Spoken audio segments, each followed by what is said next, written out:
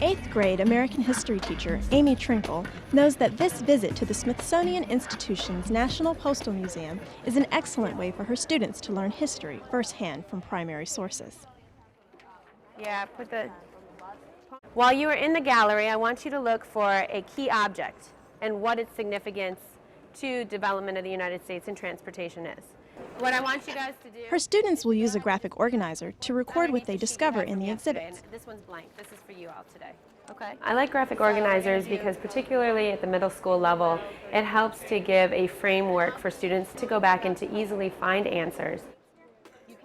For Amy, a critical part of preparing students for a museum visit begins in the classroom. Okay, gentlemen, let's start.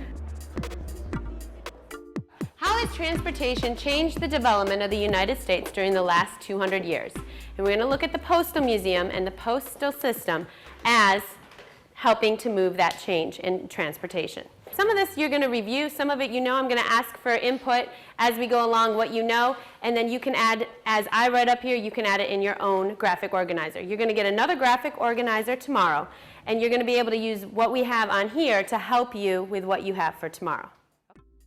Amy was able to blend the upcoming museum visit into her existing curriculum by focusing on the theme of transportation.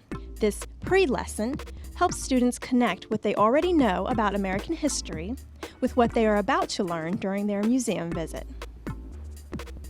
Somebody asked about the bicycle, and we'll get to there in the transportation section, but the bicycle is being invented. Women are starting to, women want to ride the bicycle, so we start to invent bloomers, okay? Bloomers being so that you have something to put on. By making the connection between the familiar and the unfamiliar, she prepares her students for a journey to the past.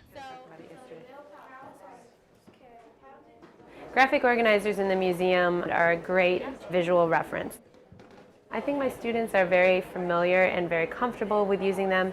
They can start thinking about it visually, see it in their head, think about the material, and draw on their experience in the museum.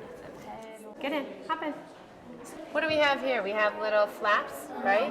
To keep out sun and dust, because imagine this is going on dirt roads, kicking up dust because the wheel's right next to you. I know that they're getting the key pieces that I want them to keep. And then know that when we are going to have a post lesson, that we're going to pull it all together and have a chance to reflect on it. And this graphic organizer does that.